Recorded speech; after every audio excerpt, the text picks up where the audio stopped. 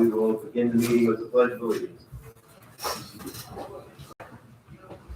I pledge allegiance to the flag of the United States of America and to the republic for which it stands, one nation, under God, indivisible, with liberty and justice for all.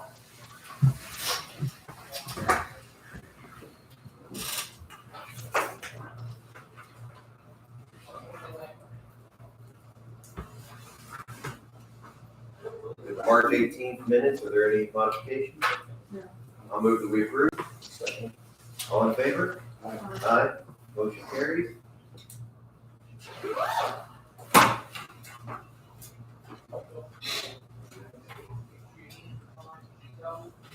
Anybody have any changes or concerns on the claims? I'll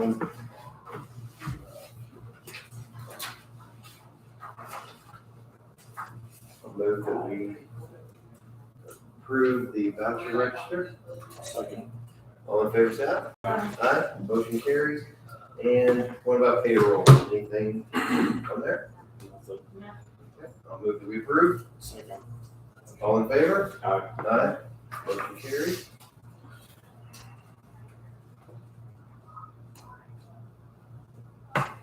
Highway reports, Mr. Byrd. Good morning. Good morning. Had problems with the computer this morning, so I didn't have anything to print out, so we're gonna wing it on the fly here. We're fools. Yeah. First thing was the mower tractors were delivered last week. They're all in good shape and out and get it this morning. I think we've got one final unit that we're doing some touch up on it.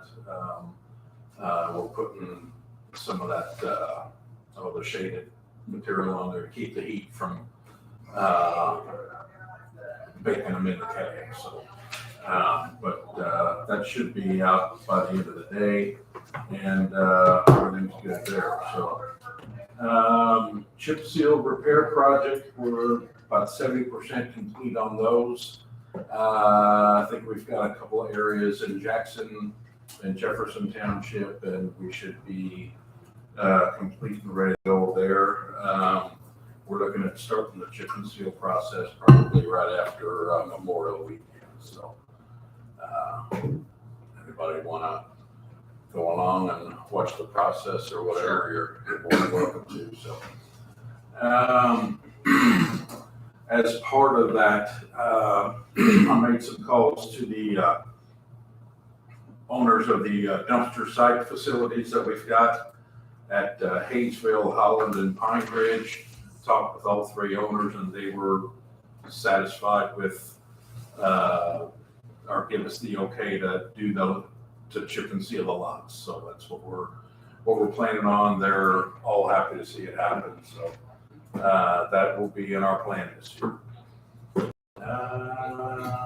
Next thing is the new used engine that we purchased for the 2001 Volvo. It's been installed and working good. So we're Maxon did a good job on it. So it's in our fleet and ready for shoulder stone this summer.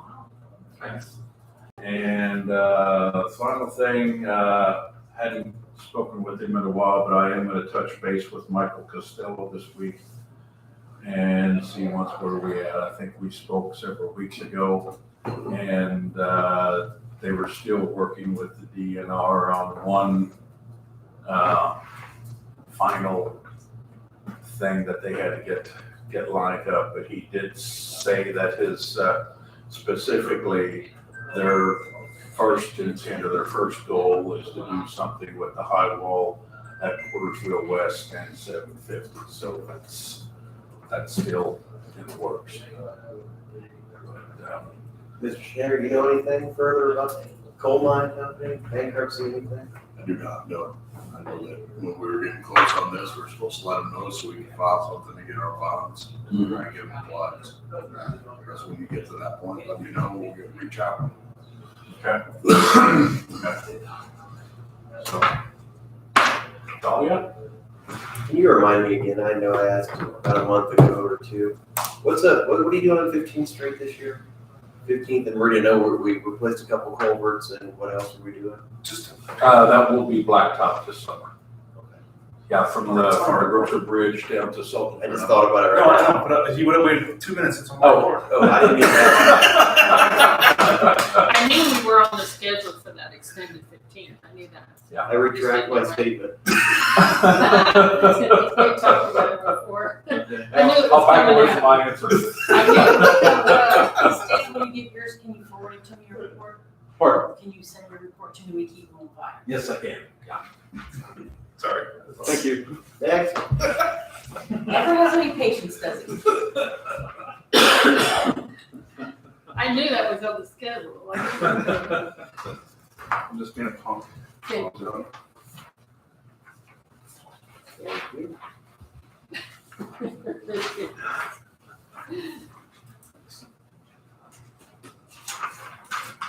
Mine's short and sweet.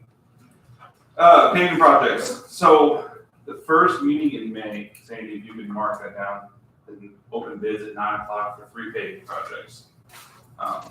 700 north from Porter's Road 200, and then 200 west from Hazel Road west to 600 north. That'd be one project, run length together.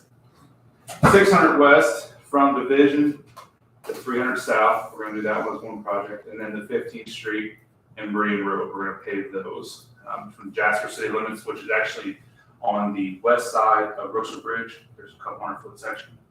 And go to the bridge and take off Meridian. And then from Meridian south to 164, roughly where those duplexes are, the group of homes, group of duplexes, that's roughly where the city limits are. So we'll stop right there. So, So it's paving projects? yes. At 9 o'clock. That'll give me more, instead of doing it at 10, it'll give me more time to review them, to hopefully make our quick recommendations. Most of our roads are in really good shape, and that's one I drive somewhat regularly, and it's kind of pretty fortunate. Yeah, that one takes a lot of views of what vehicles travel that road. So, the next thing is just so you guys know where the bridge crew is gonna be this year.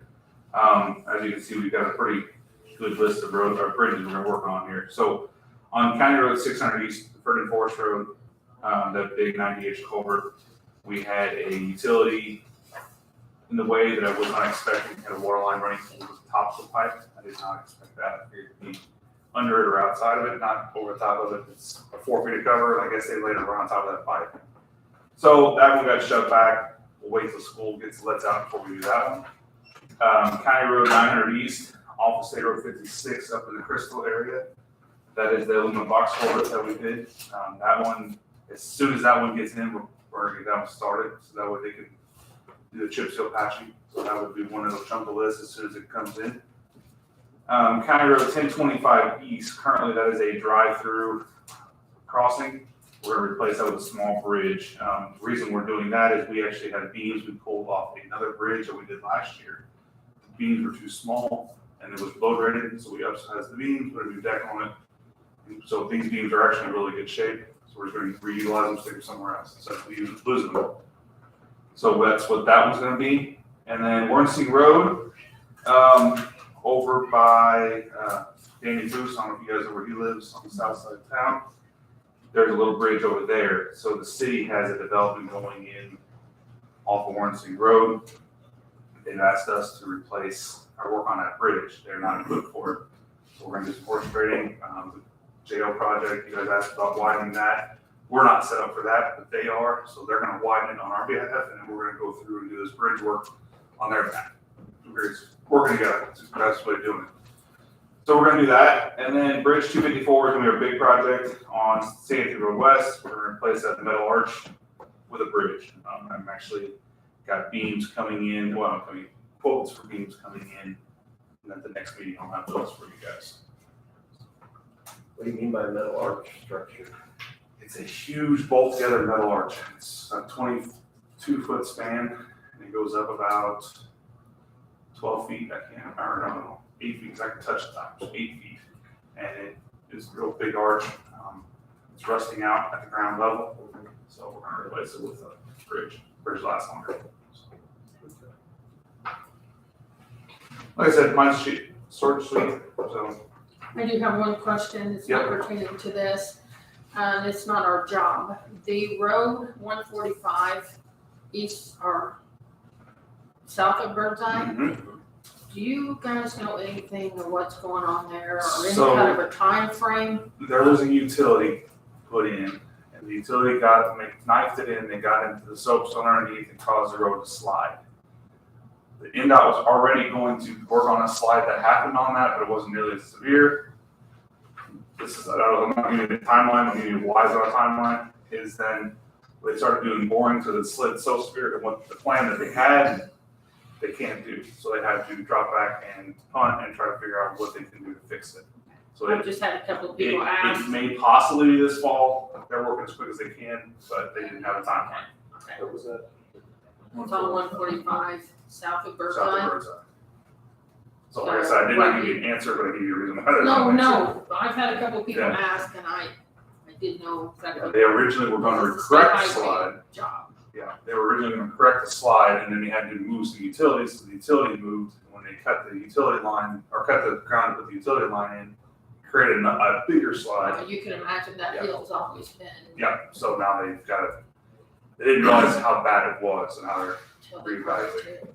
Understandable. Okay, So is the road partially closed or? it's no, completely it's closed. closed. It's been closed We're for, talking about the quite big, some I mean, the time. main road going south. Yeah, it's out of Birdseye. Yep. Down that big hill. yeah. Well, It's out of that's right. Birdseye and you go down. Get down by the the dairy barn, they've got a sign to the Mhm. road global traffic only, so it's completely closed. Right at the edge of town. That's You go very down, inconvenient. Yes, yes, it's this. It's closed. Yeah, very good. Okay, thank you for that. Anything else? Nothing for me, no.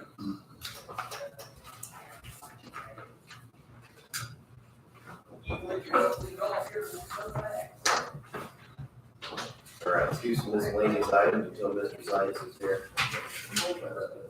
Let's talk to Joyce at TriCap. RSVP is ending. If you're familiar with what that is, that's the retired senior volunteer program.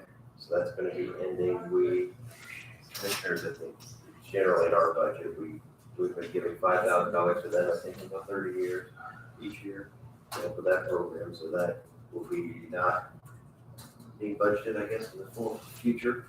If we wanted to try cash it, we could sure use that money somewhere else, so if you wanted to reallocate it, so just keep that in mind if we want to do that.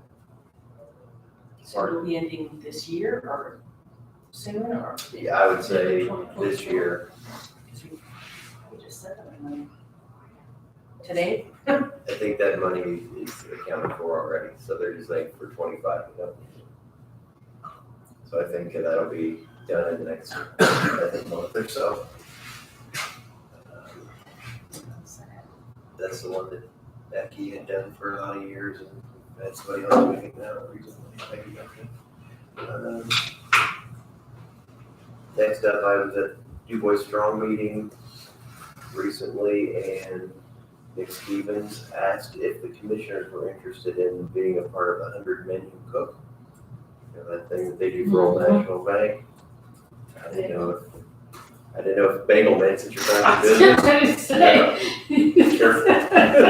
gonna say. I'm not sure. I thought it was in September. Yeah, I might be interested if they need somebody. So I wouldn't be personally interested, but if you wanted to do it and I could assist you, We would help you. I've never been, so I don't know any. I've been What's to expected those there, events, so. they're really, really, Okay. it's a great event. I've only seen it from a distance. It doesn't seem like each person has a booth. They create food for a bunch of people, or sample size maybe, Yes, and then if they like what you have, they put money in your yes. dish. Then they usually have an auction throughout the evening, great things to auction off. It's a great event. So yeah, if Yeah. you've got any I'm wonderful there. ideas, but Whatever you want. you would have our support. Great, we back you right up. That's right. You know, it might be a neat thing for public relations too, to be out and us doing things. So I'll let Nick know that we've talked about it. Regional Sewer District Board appointments, do we have anything to report there? I have two names, but I haven't reached out to them. They are both for Greater Jasper, still looking for somebody else. I was really looking at that.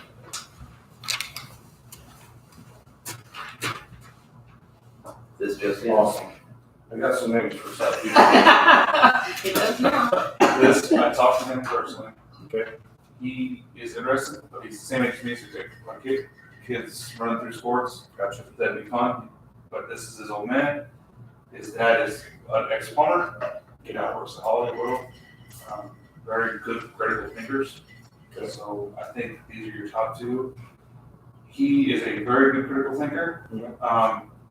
He's retired, so he has time to go into things. So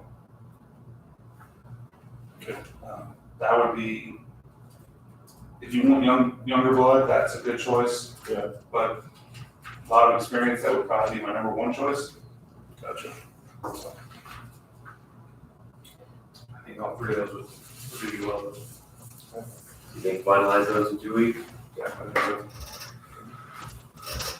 Keep that on. Okay, we have the 2025 holiday and payroll calendars to discuss. I think these were emailed to us I emailed you the last list week. of potential holiday courthouse closings, and then the payroll list that goes with it. That's it, the payroll list. Is there It's every other week. 26 pays? Yes, there's still 26 pays. I think the 27 hits in 27.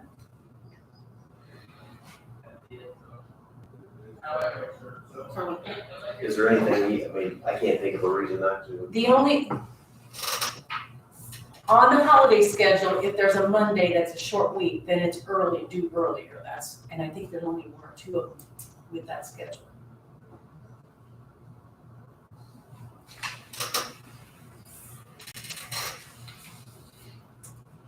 So as I've mentioned years previous, I've had citizens complain about being closed for Good Friday. Not many, I've had a couple. I'd say we should be in religious holiday, we should be open, so that's the only thing I would question again on the holiday schedule, but other than that, the payroll I'm good with. Anybody else have any comments on the holiday or payroll? I'll look at it. And I did ask, I've got a friend that moved to DuBois County from California a couple years ago now. I said, was everything closed on Good Friday in California? Not a thing. He said, okay. Big difference with California. So, Now, we did not put Juneteenth on there. We did not put,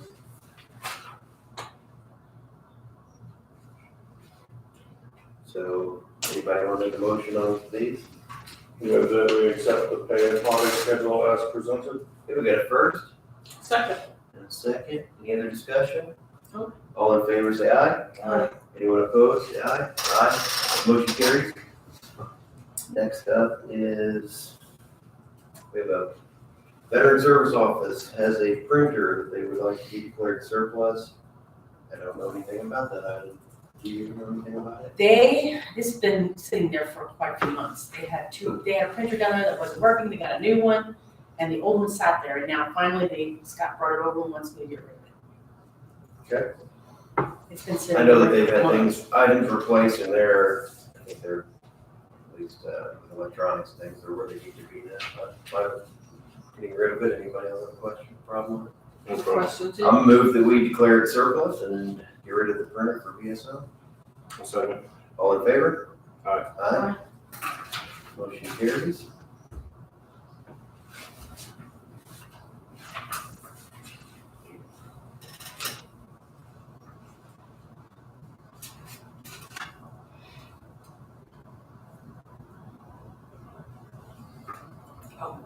I think I mentioned, or I may not have mentioned, someone contacted me about having a Memorial Day event out here. I asked them to send me an email about what they would like to do, what times and whatnot, and I hadn't heard from him. I emailed it or sent a text on Saturday, I haven't heard back. Or he said, yeah, he'll still get something to me. So we still have an event that they're wanting to have on Memorial Day here.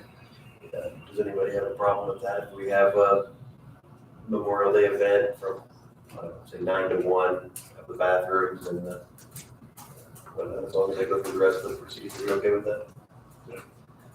City of Jasper usually closes half of the square for driving. They bring down seating, bleachers and things. Are they going to fill out courthouse use agreement? Right, so that's what he was supposed to do with me on that. So. Yep, so I'll keep working on it, but I'll just tell him that there's not gonna be any opposition to this formally approve it. So you don't know what time or? No, I don't. That's what I asked him to send me the details.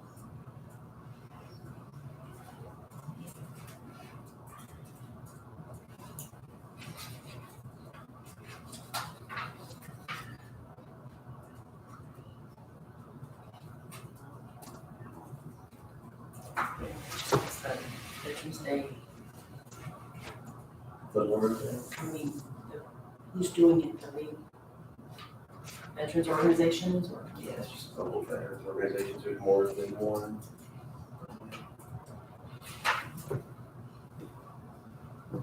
Mr. Schneider, do you have anything this week? I do not. Aldridge?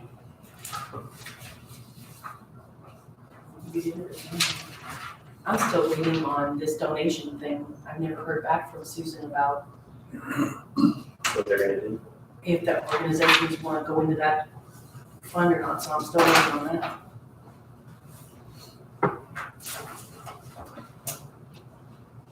Was that the Marine one?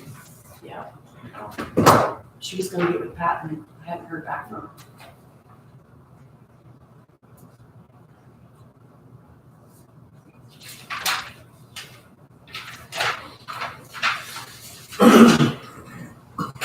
Well, we still have 5 minutes until the ordinance violation follow-up.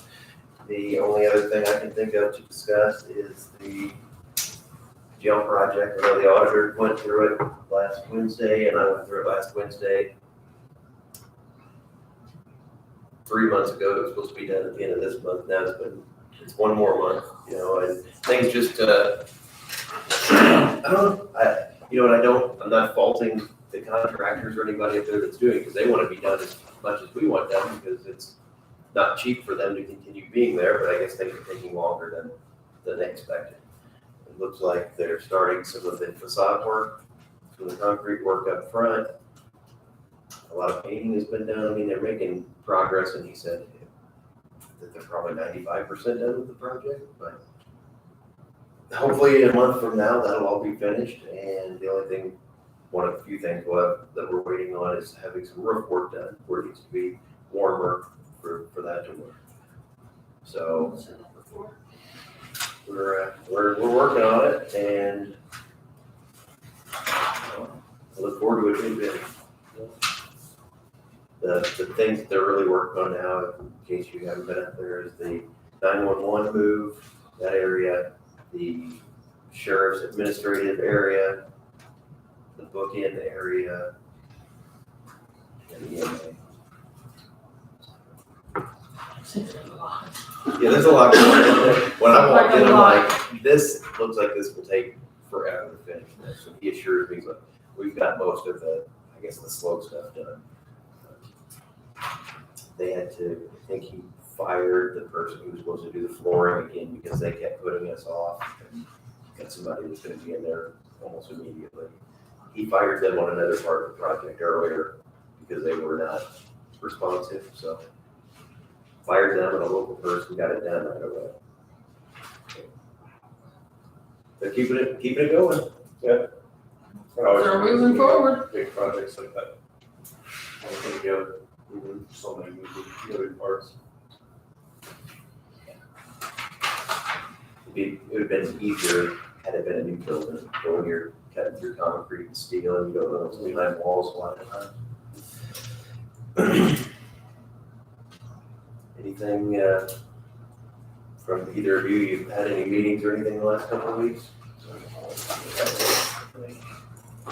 Sewer district meeting, which was just kind of a follow-up. We had the previous meeting with the city of Jasper. Let's see, DER was due today. That'll be scored and ranked by July 1st.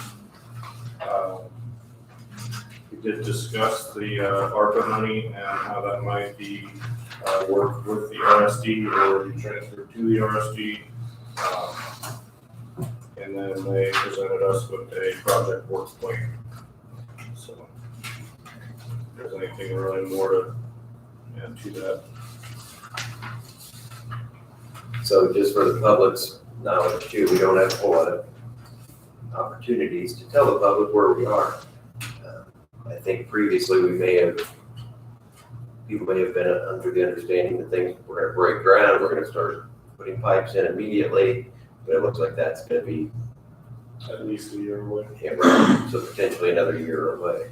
We want it in the ground as fast as possible, we want it working as fast as possible, but it doesn't always work that way. When if we were paying cash, it'd be a different deal, but sometimes we'd wait for state agencies to help us fund, is that correct? That is correct. So that way people know their expectations are right. Anything else? Anything from Commissioner Stefan? No, I've got a meeting tonight at the 4-H. I just want to say thank you for the equipment. I think they got a portion, if not all of it, last week. So to move along with working on the horse barns and things like that, I'll find out tonight a little more. I've got a meeting this evening, so. Okay. Appreciate all that. We can move forward and get some things done. Sounds good. I think they got the skid loader in. Yeah, they had called me last week. They had a little hiccup. So I made a couple phone calls and continue on. So, yeah.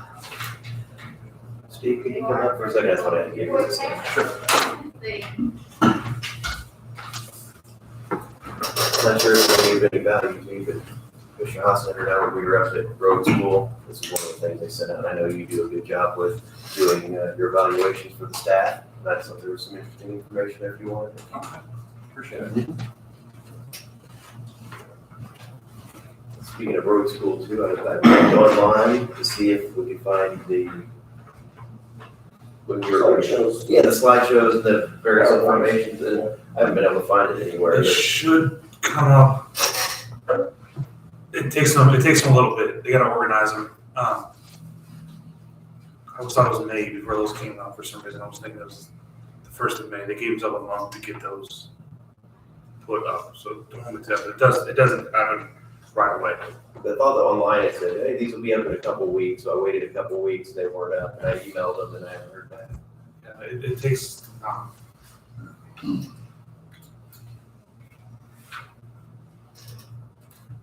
By the way, how did your presentation go when your portion when you were up there? Good. Went okay? Yeah, not too bad. All right, it's 8:30. Let's go ahead and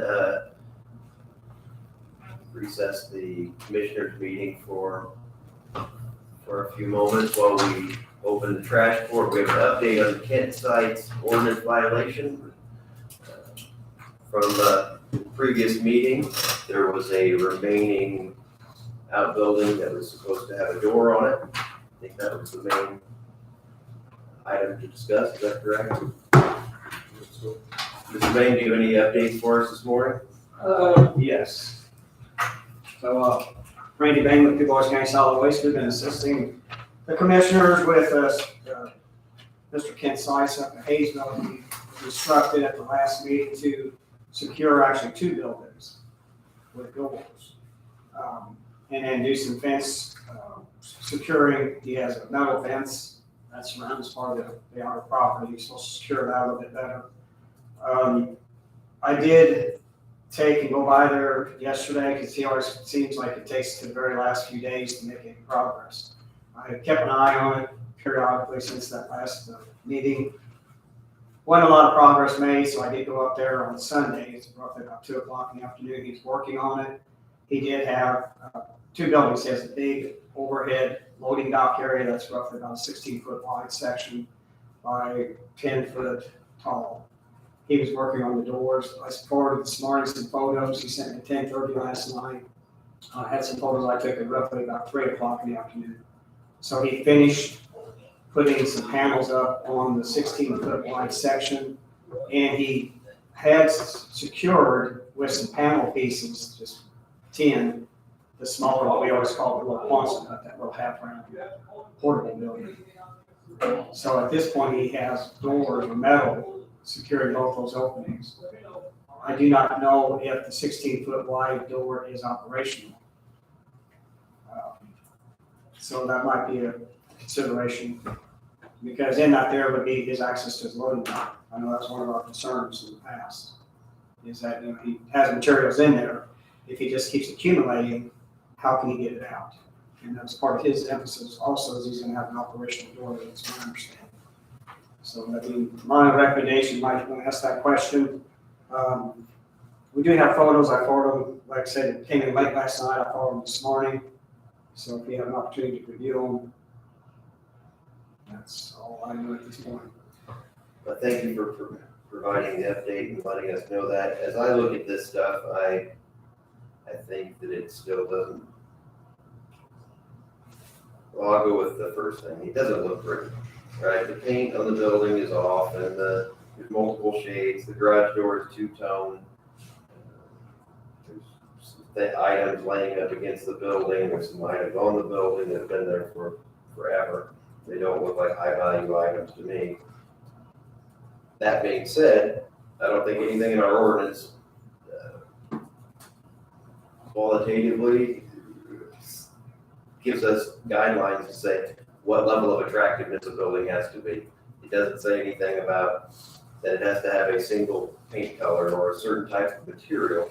So my first thought is, it doesn't look real pretty. But I don't know if that's a violation. I don't believe that that's a violation for it not looking what I would consider nice, what I would judge as a nice look. Mr. Schneider, would you agree that the rule doesn't? I do not believe the ordinance addresses whether or not the facade looks nice, whether or not it accomplishes the goal of covering the things up. Right.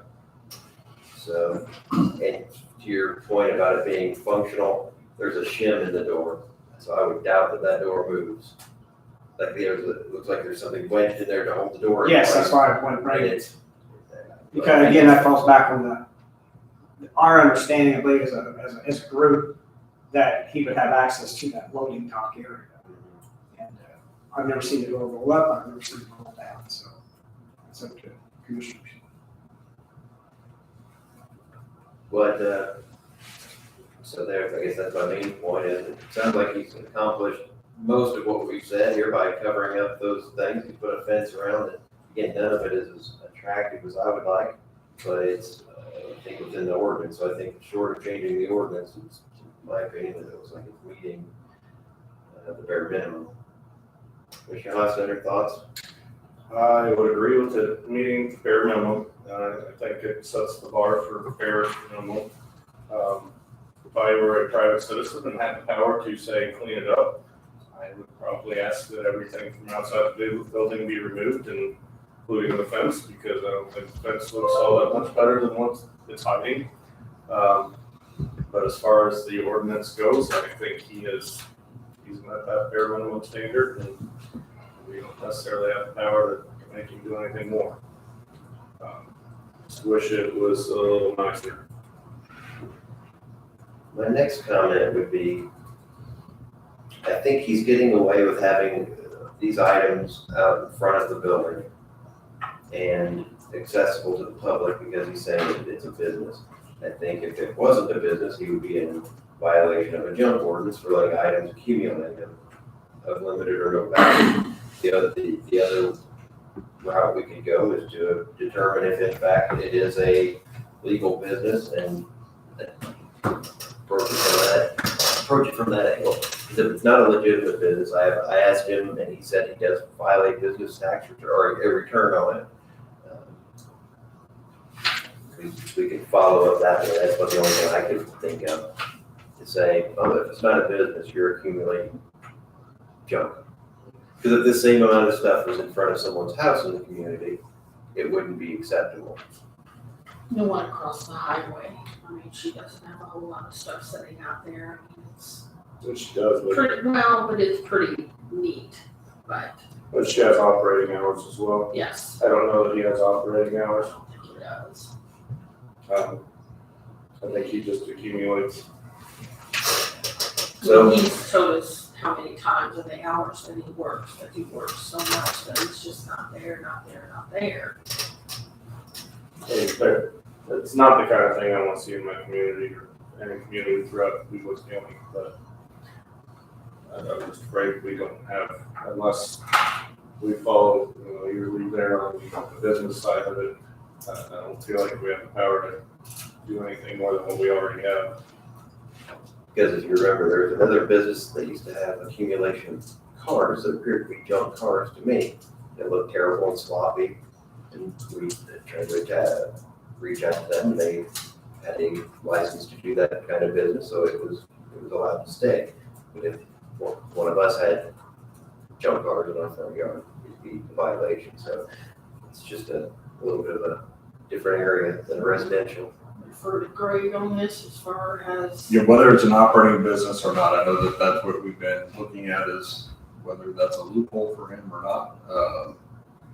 He doesn't have regular recurring business hours. I think there's some doubt whether or not he sold anything in some period of time. I know, Randy, you go there often and you've probably never seen it open one time. Well, pardon me, Jack, I think that's one of the things we went back to originally, was he had to maintain some hours. He posted hours. And as Greg injected, I've been up there several different times, and, it's usually on the weekends when he's gonna be there, but it's so sporadic. There's no regular hours. So, that was one of our points, that he had to maintain some hours. So if he needed to sell something, as a consumer, I could go up there from, 8 o'clock in the morning till 3 o'clock in the afternoon, you could be around someplace. And unfortunately, I don't believe that's happening. So that's, again, falls back on the commissioners as far as how you want to handle it. Because from our regulatory standpoint, through enforcement, our hands become tied once it came into your court. So. I don't know how often I know we mentioned the business part at the very beginning of this process, which is now months ago. I don't know if we've brought it up since that point, or made it a point until today. I don't know if that's necessarily a new violation, but we've been telling him, you need to do this, you need to cover this up and that, and you satisfy that. And whether or not that it's a new complaint because you now have stuff outside and we don't think you're actually in business. I think I understand where you're going. It seems like the way we've been guiding him, he's been, maybe not quite as quickly as we'd like, but he's been taking care of the violations. Efficiency is not his strong suit. But he has most of the items covered up. And again, if I was him to make the argument that I'm a business and that's a business over there, they have things outside, I have things outside. I would agree with Mr. Steptoe that the other one looks tidier and they look like items of value. And this one I don't think are. But I think he's done, I don't like it necessarily, but he's done the things that he probably has. And if we wanted to go down a different route, we could start a new violation and start looking at it that it's not a business, it's an accumulation of junk. We can start doing it that way. Someone wants to make that complaint. I guess my motion would be, or my suggestion would be that we close this ordinance violation file on Mr. Sites this time. I would agree with you. I think I agree with that, but I think we need to revisit this. Say, 3 months down the road, I think we need to revisit, take another look to see if more items have accumulated. I think once this one is closed, then it would be whether or not someone files a new complaint.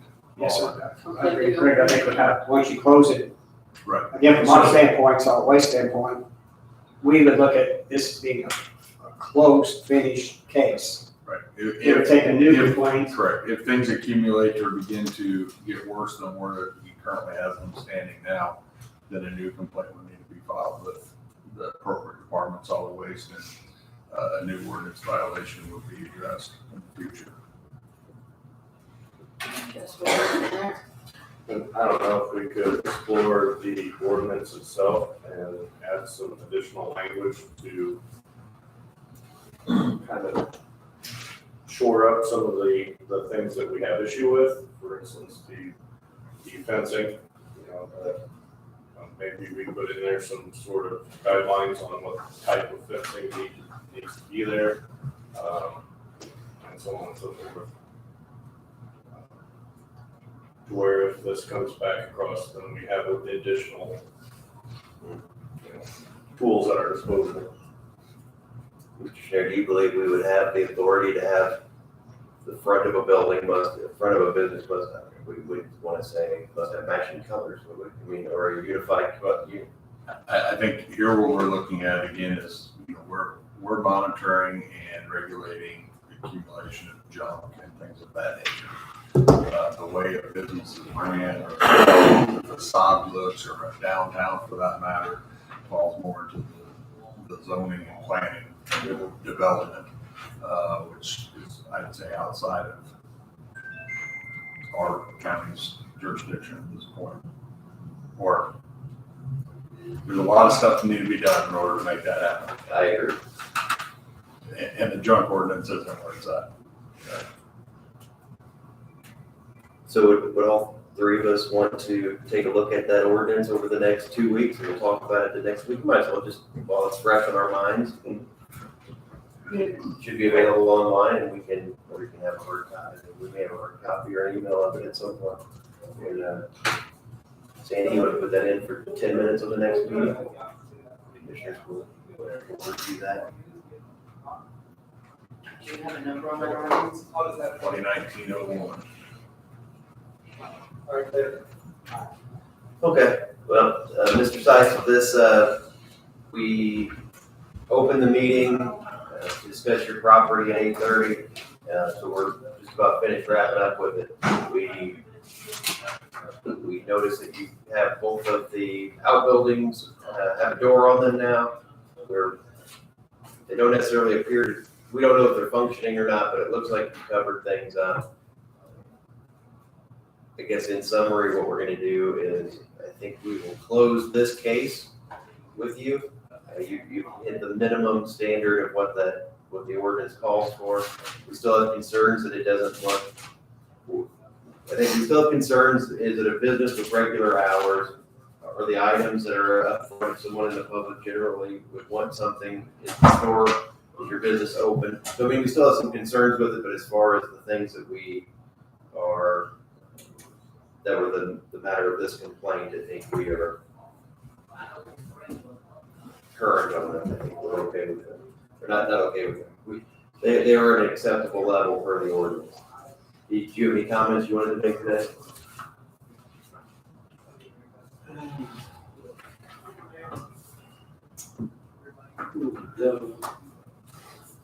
The stuff there by the door up, just put up the garage door, let there's some tin on top of it. That's not what it's gonna look like when I'm done. I'm gonna like to make it look nice. That's all I had on hand to put up there to cover it, top the garage door to the top. So that's all gonna get changed, and it's gonna look nice when I get done with it. But yeah, the garage door's up. Is it functional? That question came up, is it functional? Does it go up and down? Well, I don't have the track there yet. The track's not on, but the door is all stationary. I mean, it's not gonna go nowhere. I'm working on the track. I put a track up yet, so it goes up and down. I don't have that done yet. The guy's supposed to tell me if he got sick, he didn't tell me. So I just put the door up, so it's there. Like you say, it's going down, it's not going nowhere. And I'll get the track up probably next week. Get the track up. If you want me to, I can hold it up halfway and send you a picture of it or something. Just wherever you hold it. Like I said, I did all this stuff by myself, and it's hard to put a garage door by yourself. And I was sick last Tuesday, and I was about to work and I started vomiting and diarrhea, and it's been rough. So like I say, I'm glad you worked with me, and I did Les look for it, and I think it looks very nice.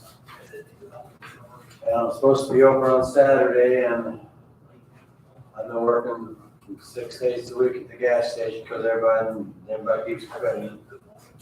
So So I want to be open at least one day a week, you know, being back here. But I'm not sure, you know, it's gonna happen, I just not sure when. And, I'm sorry I was late, I worked last night, I needed to get 2 hours sleep on her end, so. I guess that's all I have. Okay, thank you. Okay. Well, I think at this point we know where we stand. I'll move that we close the ordinance violation case. That's like it. Any other discussion? No. Any comments from anyone else? Okay. All in favor of the motion, say aye. Aye. Motion carries. So, Mr. Sykes, that case is closed. If we were to receive, the only reason we would reach back out to you is if we received another complaint on the property, and we could start again with that, I guess, if that happens. But our request is to please continue to make improvements. Anything you can do to beautify the place, to paint the whole front of it, to make it look uniform, keep your items orderly, would be appreciated. I will, just say, thank you so much for working with me. Okay, thank you. All right, we'll bring the commissioners meeting back to order. 8:45, we have Mr. Hope here with a generator quote for the annex. Gave you guys 3 quotes for a generator. We got a generator up on the roof that's leaking oil, the head gaskets are shot. And there's a couple other things wrong with it. It's about 14 years old, 14, 15 years old. Right now it backs up emergency management, this backup server or whatever that is down there. And then Duplicating server. the phone system, backs up the phone system, the power goes out. So I got 3 quotes, the one from Veritech for 9,100, or 9,200, but I would take off the monitoring service, but then I would add the 10-year warranty, so it brings it up to about $9,159 from Veritech. They're the ones that do our service. They come twice a year and they do all the 911 generators and all that. I think Stuart bought 2 or 3 of them from them the last couple of years. And then I got a quote from Fisher's for $7,366 with 3, I don't know, it has a 3-year warranty, 2,000 hour warranty. And then I got another quote from Wires for, I would do the bottom one for $8,175. So each of these are for the full unit and the install and everything that it takes? Yes. And so the low bid is, The low bid is from Fisher's, but it only has a 3-year warranty. so this provide long run Generac in lieu of standard unit, so that's just a larger. Yeah. So that would be an 87. He said we really wouldn't need that. Okay. And that's So like I we've got said, that's, 7366 roughly from Fisher, Wire at 81, and Veritech at 91, 92. yes, Veritech has, we would add that bottom, there's a $503 addition for a 10-year warranty. That'd give us an extra 4 or 5 years. Okay, and do you have a suggested one that you would prefer that we selected? Any reason for that? I like the 10-year. I would go with Veritech. I like the 10-year. Now that's parts, labors, and travel. And they're coming out of Louisville. Do we have some kind of a monitoring system on the current one that we have now?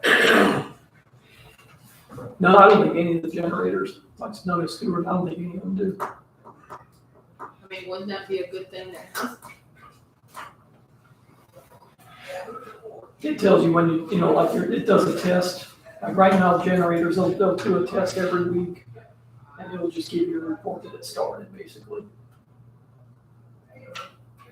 So what do you do? You know, when Tammy moves But if out, something went wrong, I mean, we would know immediately. we would go, yeah.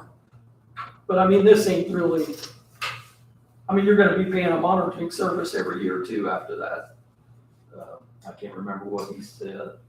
So it's gonna be $600 a year. Couple $100 a year for them to do the monitoring service. And it's not really backing up anything, I mean, too crucial, I guess. I mean, the phone system, and Tammy will be gone. So it's not like if it didn't start, you know. This particular one is like a 13 watt, and the others are 14, a 14. Well, the Okay. wire is either 14 10 or or 14, 14. yeah. Yeah, I would go with 14 on wires.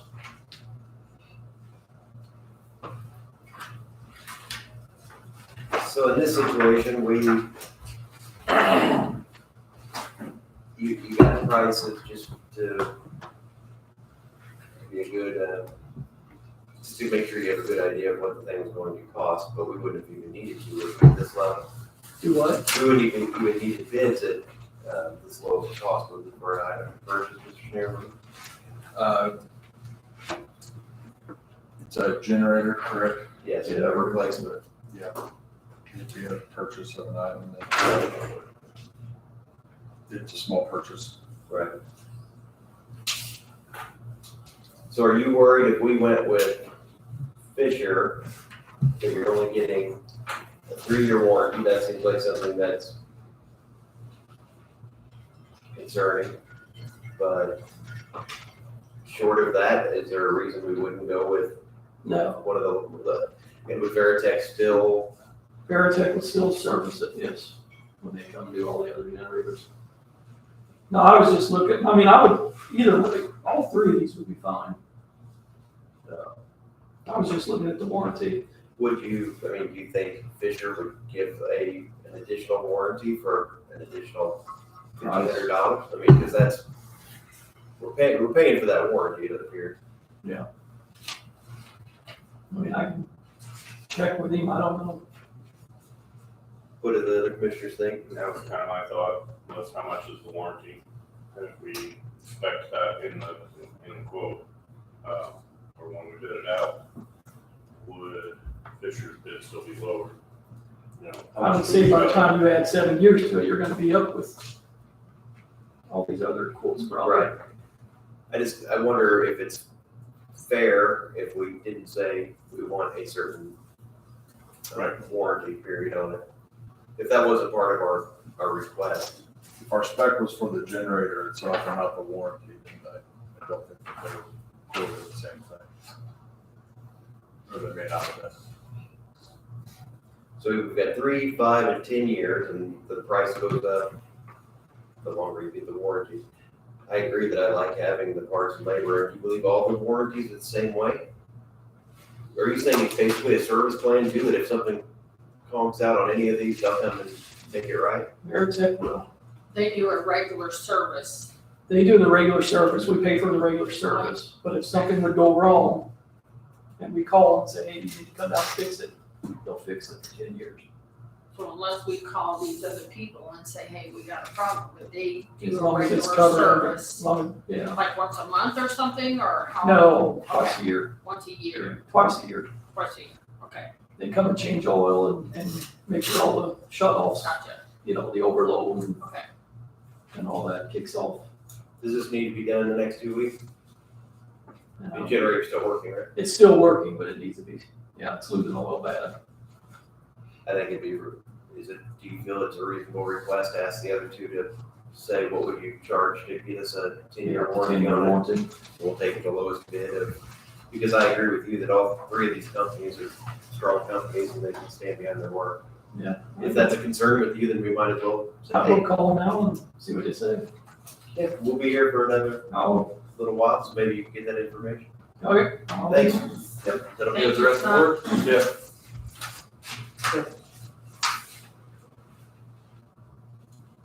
Jenny, you want to come up and, today we're going to talk about the owner occupied rehabilitation award for the inspection services. All right, good morning, Jenny Vaughn, City of 15 Regional Planning Commission. We have not got the contract yet and have not had a director review copy for that. This week, he's been out, I've been out, so we have a contract coming. So hopefully have that to present to you at your next meeting for signature, if that's okay. Is the contract something that we're putting together here locally, or is it from Oprah? It's from him and it's a local contract. It's not a macro.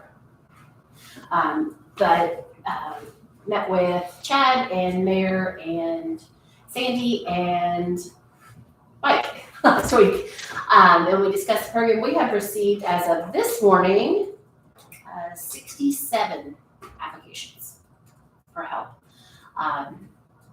We have our homes, we have those that we have received. There are less than a dozen homes that possibly do not qualify based on income, based on not having some taxes current possibly, or some other factors. But we have those going.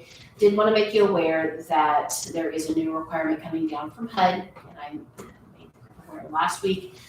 We will have to have a radon inspection conducted on every home. That is the new directive coming down from HUD. Our quote for our inspector actually came in below what we anticipated. So this radon cost, although it will be an additional fee, will still be under what we had anticipated for the total inspection services. So we will be okay there. If with your permission, I'd like to, once we get the directive from Oak Ridge, I have an email this morning that said it should be coming today or tomorrow to get that advertised, if that's okay with you all. So that we can have that ad out there that will have to sit out for at least 15 days to get chance for inspectors to put that in. And those will go to you again, Sandy, if that's okay. Anybody have any problem with Yeah, that? It's problem not with like we can do anything about it as part of the requirement, so Yeah. we'll have our consent to move forward with whatever you need to do to get for that. And then with And your, the reason we could bid for that again is this gentleman that's going to be doing our inspections isn't certified to he is do not that radon part. inspected. But there are other people that. Yes, there are local radon inspectors, and he is aware of some local ones that would probably be very interested in taking care of the work. They are Jasper locals. I think it consists of putting machine. monitoring. Letting the machine run, it has to run for at least 48 hours, and then if there is mitigation involved, then we go in with that as needed, so. Jen, I did pull all the needs Yay! for the 62 that I think we talked 62. about. You are Wonder Woman. I told it whether if you had a bad rating, whatever, so. That's awesome. And then Thank if you you so give much. me the names for the next, whatever, I Yes. can do that. There's not that many this time now. And we decided at the last meeting to not take any, not that we won't take any more applications, we will continue to take the ones that she sent out over 200. I've sent out over 200 And applications. we've gotten 67 back at this point, but if someone would call and hear about it, and say, can you send me an application now? We would probably tell them the first round is on hold for I'm now. gonna pause for now. I am We have also, more houses than money.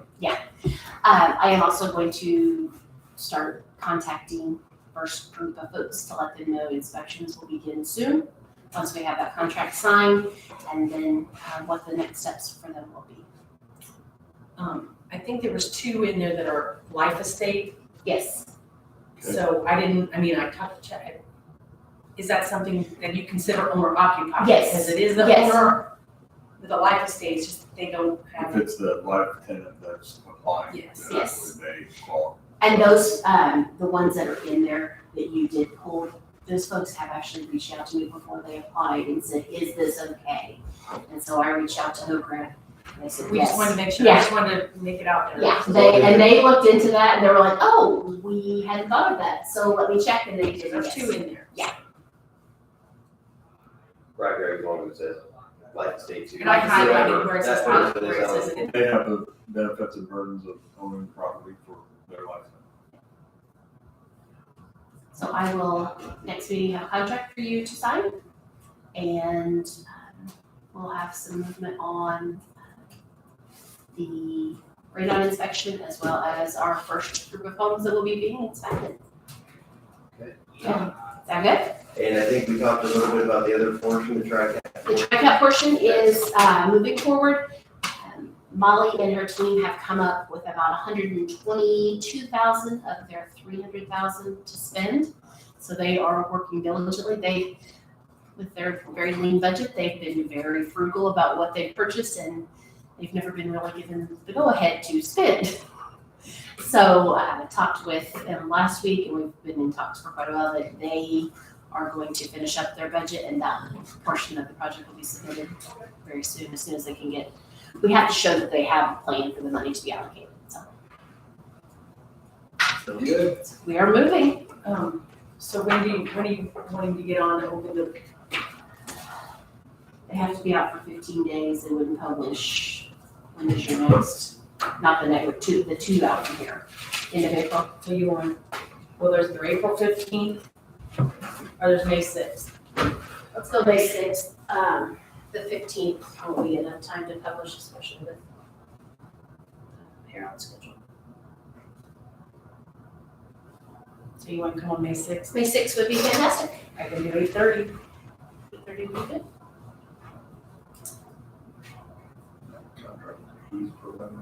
We will get it. Yes. And I will send it to you for review. Okay. And that's all I have this morning. All right, well, thank you. Thank you. Thank you. Well, we're ahead of schedule with 10 more minutes until EDP is supposed to be up. Anybody have anything? So the radon will be proposals again. There'll be proposals just like the inspector were, yeah.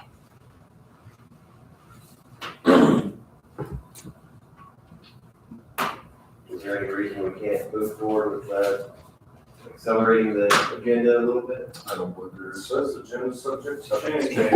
Every meeting. We're ahead of Every schedule. posting, I put that on there. Jay, are you ready? Or you wanna wait till he comes back? Do you need him for anything? No. Let's say. He's just here for company, right?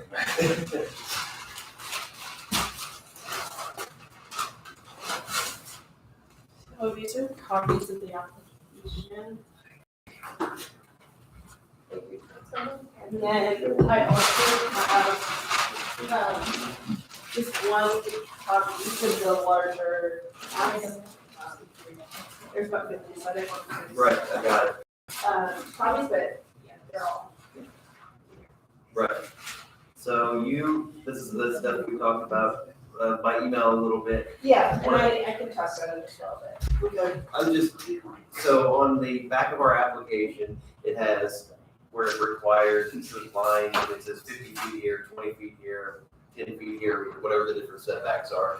And so I had made the comment, that's not on here. And I guess they're saying that the way it's drawn meets those requirements. And you want to talk about that any further? Yeah, I can talk about it later as well if we have specific questions, but basically, we have shown the setbacks with just the maps themselves instead of writing out the numbers, just because I didn't want them to be, too messy. But this shows here 50 feet from the center line of the road on either side, 250 feet around residences, and 50 feet from property lines, not participating property lines. So those are the key setbacks, and those are shown, and then, anything additional, would be compliant. Mr. Wendell, have you reviewed these as well last week, and do you have any issue with what they presented? I don't.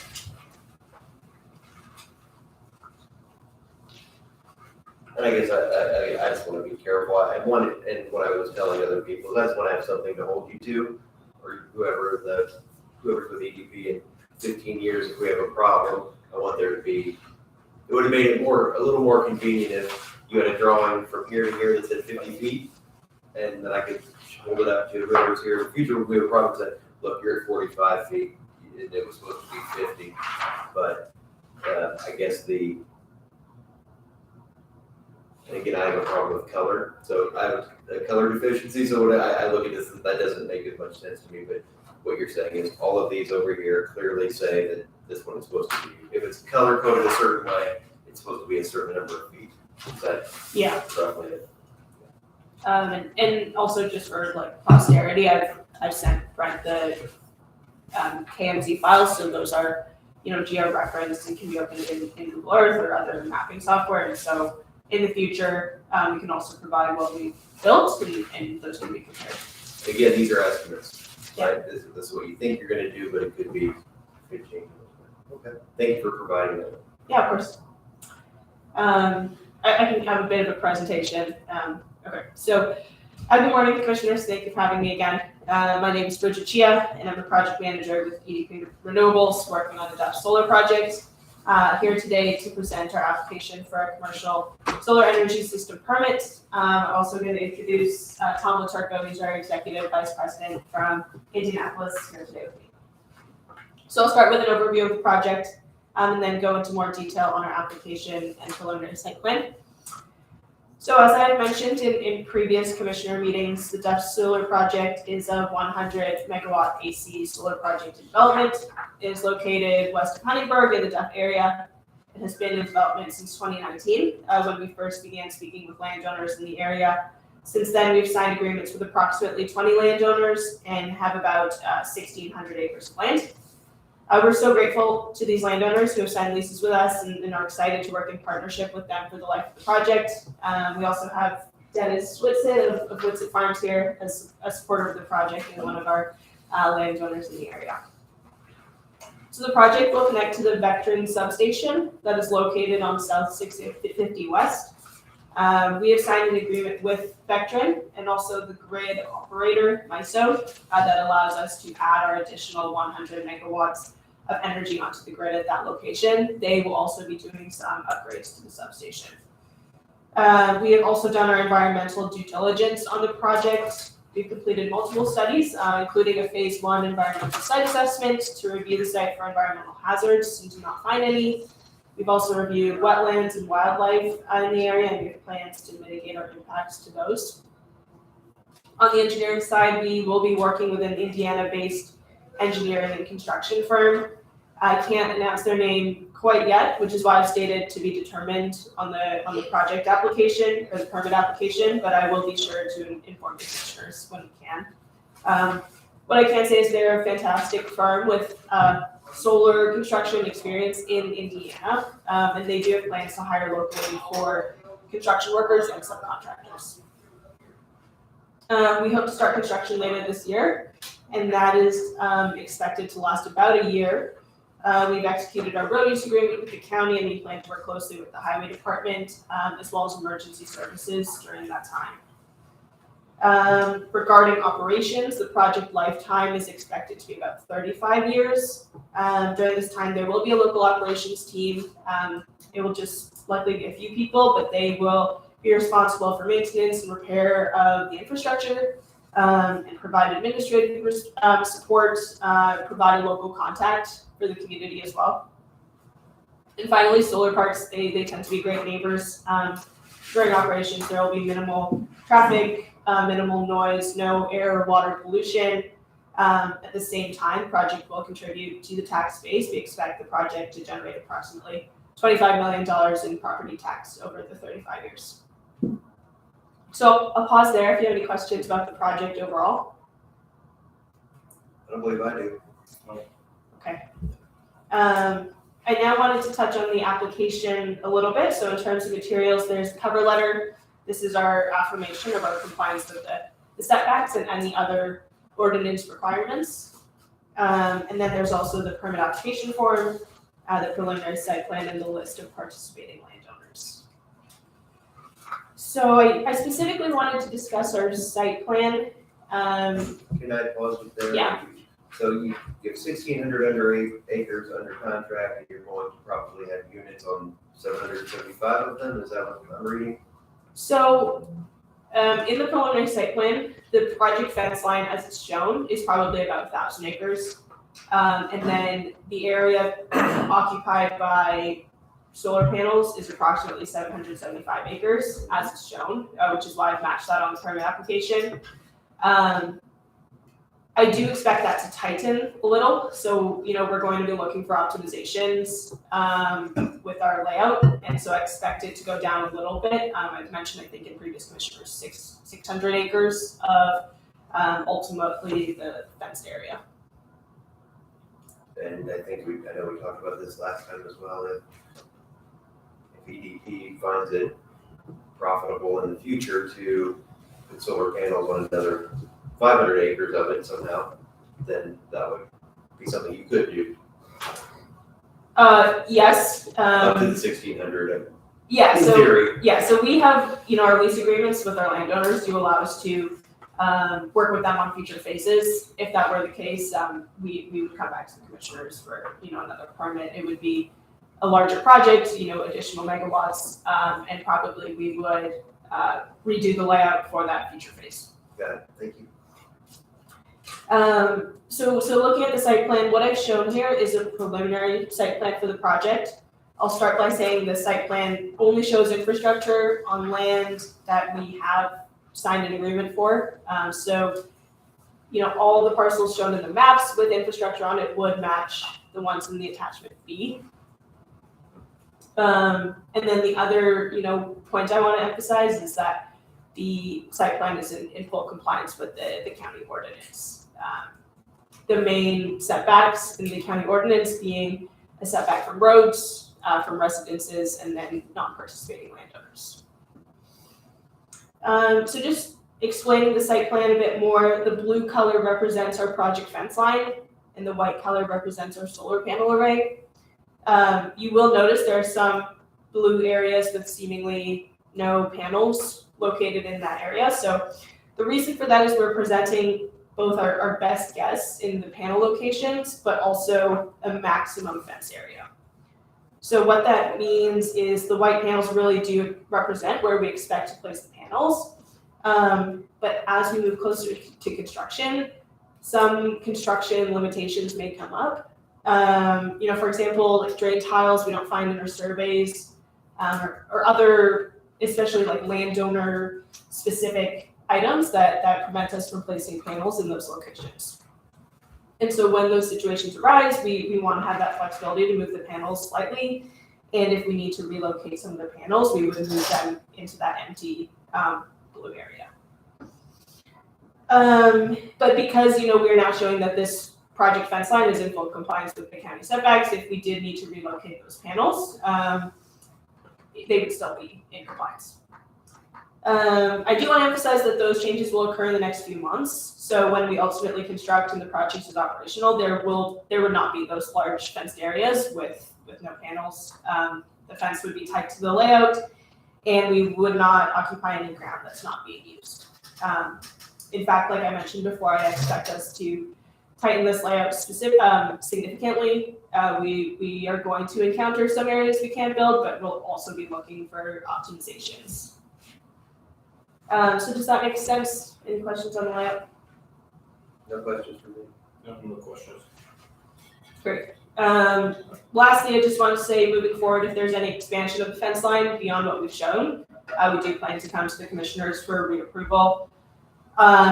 If there's no expansion and just our planned, tightening and rearrangement, we would provide our final construction plans to the county and the highway department before starting construction. We also plan to complete a few studies. So the ordinance also has requirements for sound, glare, and vegetation. And so we plan to hire third-party engineering firms and contract them to do some studies to show what the sound will be, what the glare would be, create a vegetation management plan for us, and those will also be provided to the county when complete and show that we've complied with the ordinance in that way. So that's all I wanted to present and explain, but any other questions, I'm happy to answer. What would be the highest noise just when the panels are shifting? I mean, is that where the noise would come from, or? There can be like a slight hum from our inverters. So those are basically where we step up the voltage and convert it. And they're kind of these large boxes and they just have a slight electrical hum, but we place them usually further away from the fence to minimize that.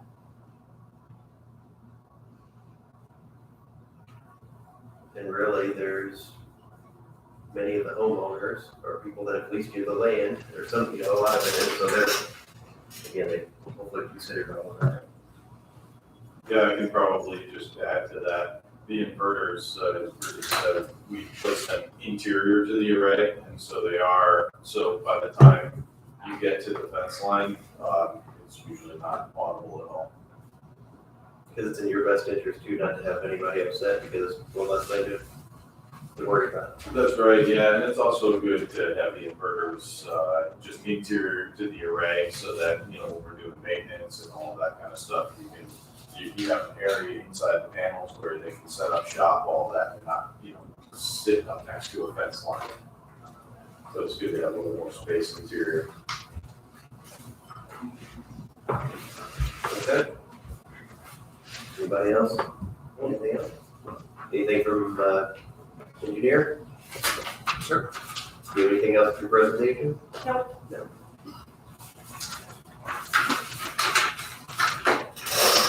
Sir, do you have anything to add to it? No, man, I just, would like to say that I've been in support of the projects since its beginning, and we're very excited to have it in here. Biggest thing is cleaning it up for forever. And as she said, it's gonna help county tax base, and obviously will be a boon to the landowners.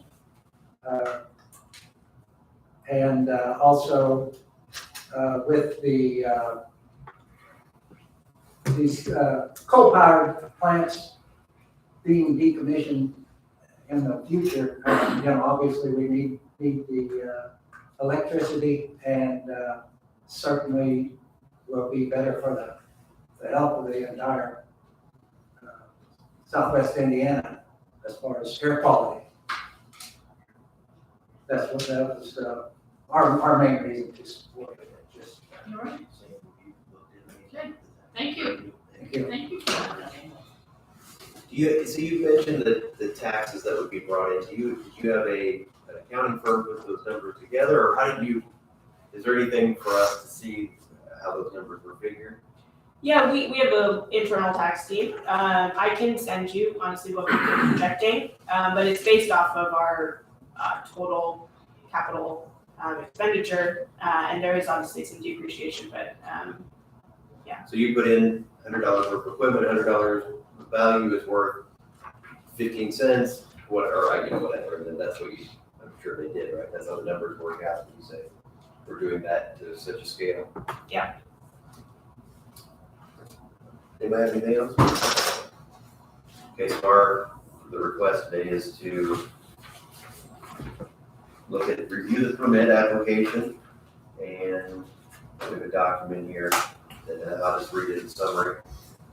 Permit for construction of commercial solar energy system project named Duff Solar Park, DuBois County acting through the commissioners. Does hereby permit Duff Solar Park LLC, a Delaware limited liability company, to proceed with construction of the 100 megawatt commercial solar energy system.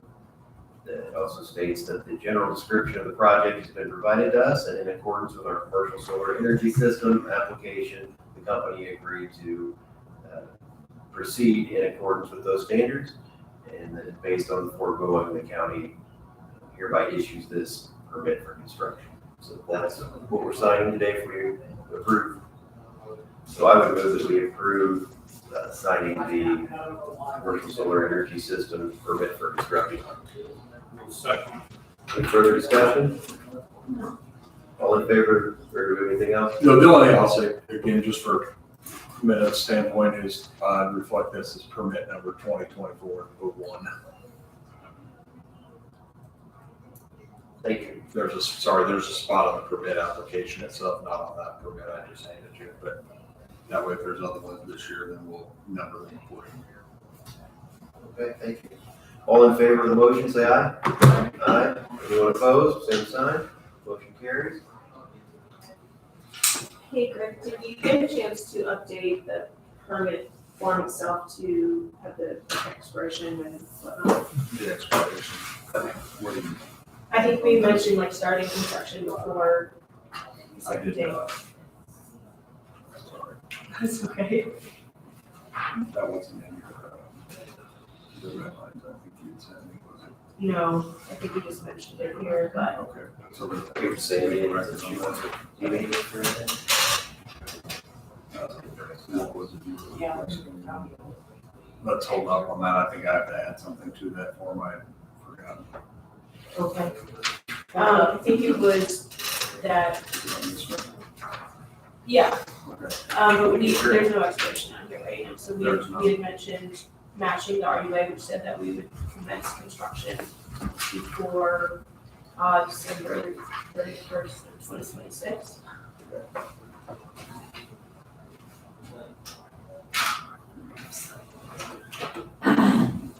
If you want to update this later, I mean, you can mail me the final version Yeah. and have them go sign up later. Yeah. Okay. Okay, thank you. And that was, December 31st, to begin prior to December 31, 2026, right? yeah, District 10. Thanks, Greg.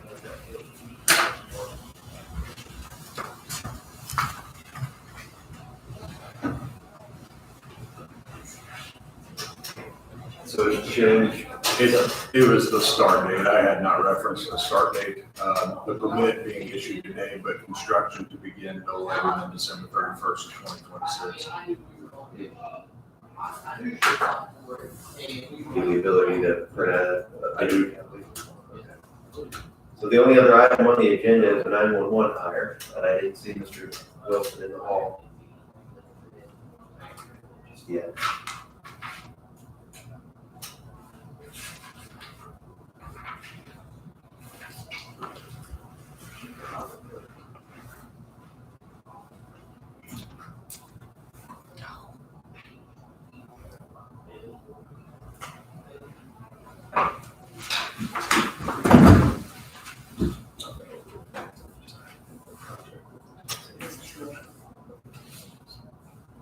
Yeah. You put a line to that. I'll go ahead and add that permit number on here as well, and then I'll have you all sign it.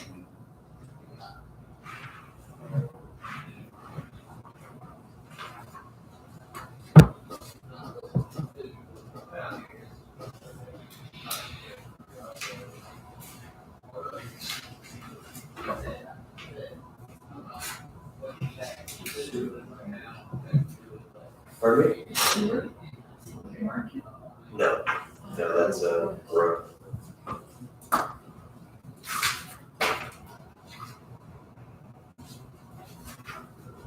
Was everybody's understanding that Scott would be coming back in today, right? If you could, yeah. If you could.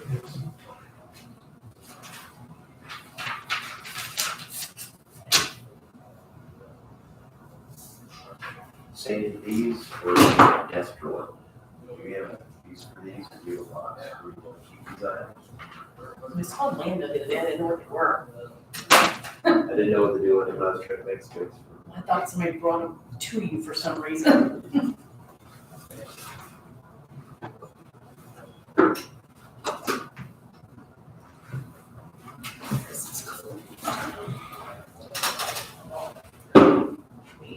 So since we have dead air, we're just waiting for a moment. At Du Bois Strong meeting again, too, I've had a couple people bring up the issue of zoning in Du Bois County again, and I guess they continue to explore it.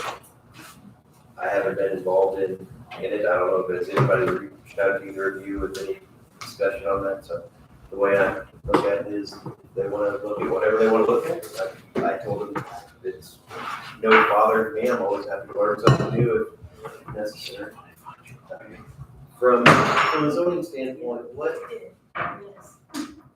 benefits do the two of you see of doing that? I mean, one would be like this case we had earlier where we could probably have higher standards for building types. Well, and then usage, first is about, well, we have junkyard and IRA right next to the residence. And residents. The chances of they'll be able to sell that house for anywhere near what it was worth prior to that business moving in. So, you know, to protect people. On the city. I think on the flip side, it also protects our farmers who, you know, have people that we have into, the community. And then, don't like the smell or don't like, you know, some of the things that go on in a living next to a farm. And protect those farmers as well. Yeah, there's definitely benefits, but. I think every time I look at it, I'm always concerned with the amount of new government you would have to have. So just for the record, we were presented with a new permit for construction of solar energy system. The addition was the permit number 2024-01. And it says with anticipated construction to begin no later than December 31st, 2026. Does that change anybody's vote? Okay. So, just for the record, we do have a final version here, and we are supporting it as we did the previous version.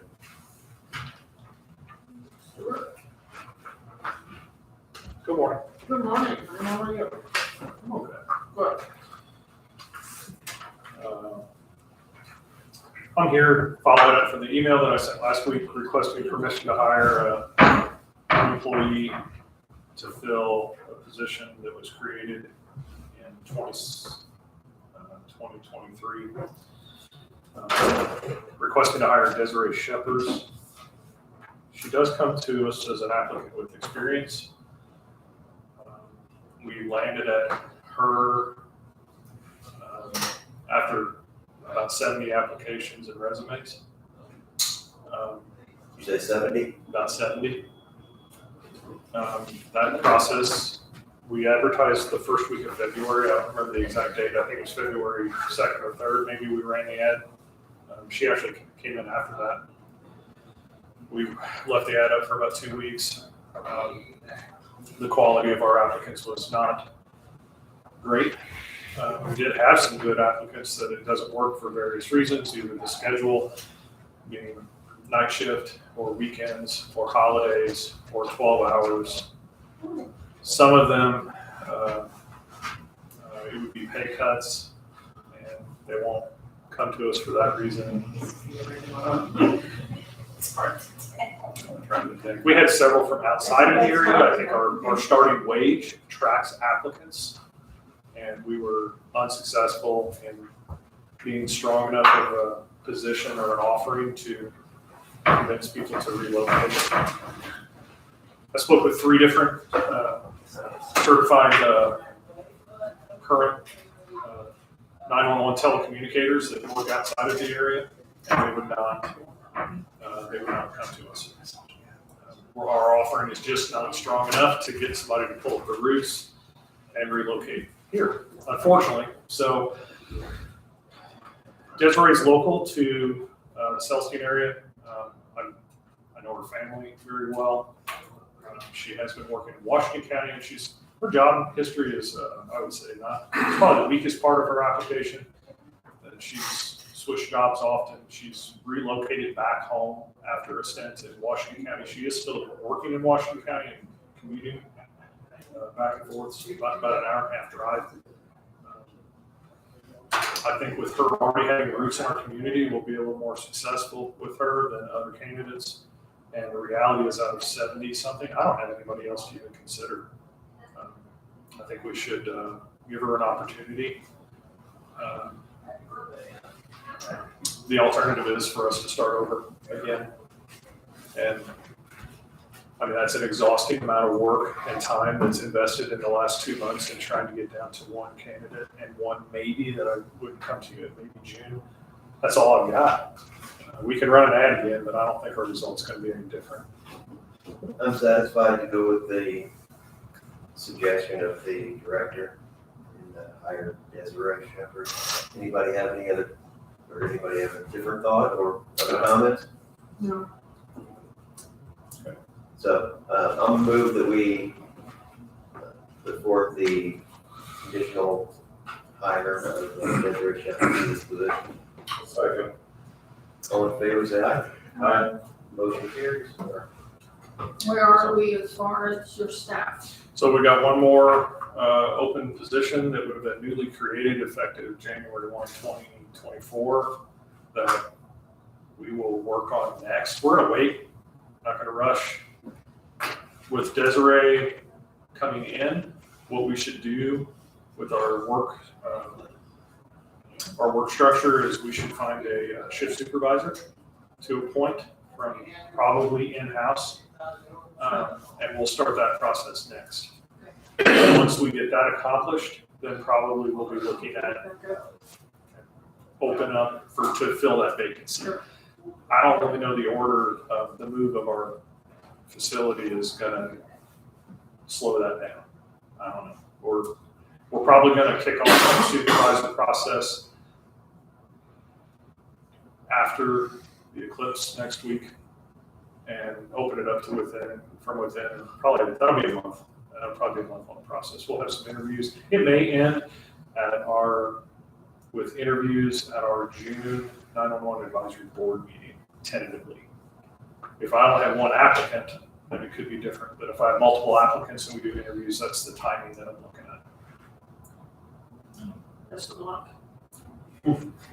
I think we're gonna have some very good applicants for our shift supervisor role. We've got a couple very good candidates from within that I'm looking forward to receiving their interest in it. I hope, I like that if we could have a competition from within, I think it will be good for the candidates. I think it's a sure thing. I don't like that. I want there to be, and I think there is a couple people that are interested in that. Some of the flexibility and of course the pay increases is a good thing for them, those that are on the receiving end of it. And I think it could lead to a better center. Hopefully, we have been successful in retaining anybody. We haven't lost anybody for a little bit. We have 2 trainees almost not coming out of training, but they'll be out of training in May. And then we'll be at 15 operational, which we've never been at. That's not since, well, not ever. We haven't been fully staffed since June of 2021. So it's been a long time. I'd like for us to get there. Thank you. Thank you, Stuart. Did you say approve that request pending administrative processes? Yeah, Marky's already rolling with drug testing. It's already scheduled or maybe even completed already. Background investigation is complete. This was the only step remaining. Yeah, so I just said a preliminary offer because I didn't know how far along that administrative process they were, so I assume. We had used wording of conditional offer prior to today's meeting, which I believe would be a formal offer after today. This was the last step, I think. As long as drug testing is So complete. really there's no pending processes. No, I don't think so. Just needs to start with. Thank you, Ms. Wilson. Thank you. Oh, I didn't give a date. Her tentative start date is gonna be April 9th. That's what we're looking at with the start date for. I'm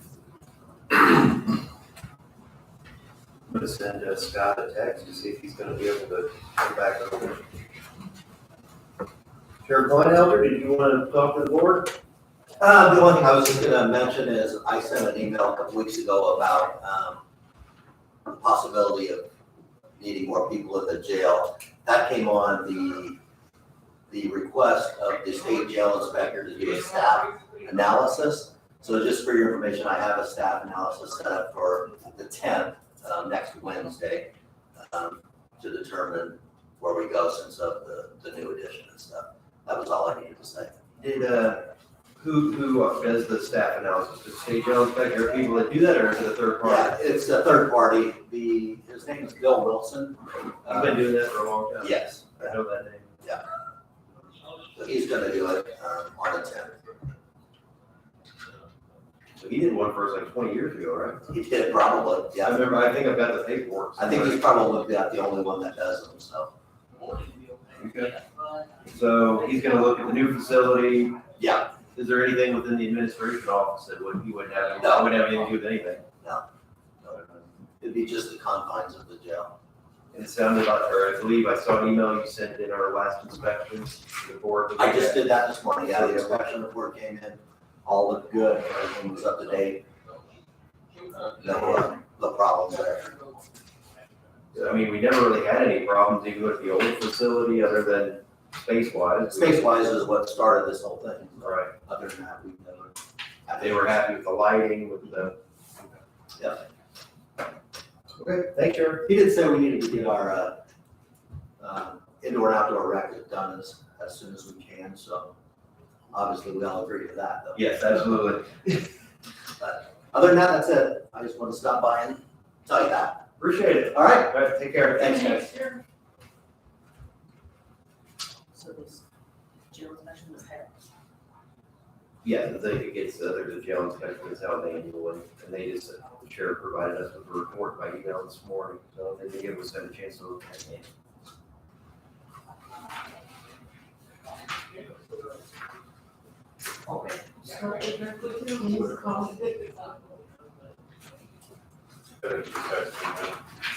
The only thing I got on this generator thing was that all things were equal and they're within $500.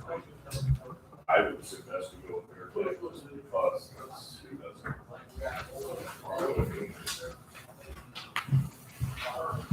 So what are the different units here? So this is the Briggs and Stratton PP 13, and the next one,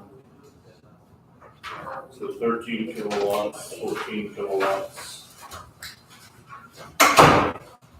And Fisher is general. Generac's the only one I've ever seen done, but, okay, Scott just replied to me that he has calls into them, he'll be back in 2 weeks, of full warranties on all three of them, so we'll have a price of that. I guess, like we talked about before, the only unfair thing about this is we now, competition now knows where everybody stands. Can, yes. But it's not a formal bidding situation, so it's a little bit different. I don't know, do you have any comments on it, or just let it play out? See where they come back here in a couple of weeks. One thing too, I guess, would be to just reject all those quotes today, because it's being requoted with standard, with similar specs. I think that sounds like a wise idea. Anyone opposed to that? Nope. I'll move that we reject the 3 generator, excuse me, bids that we received today from Fair Tech, Fisher and Wire. Second. All in favor, say aye. Aye. Aye. Motion carried. So we'll have that to look forward to.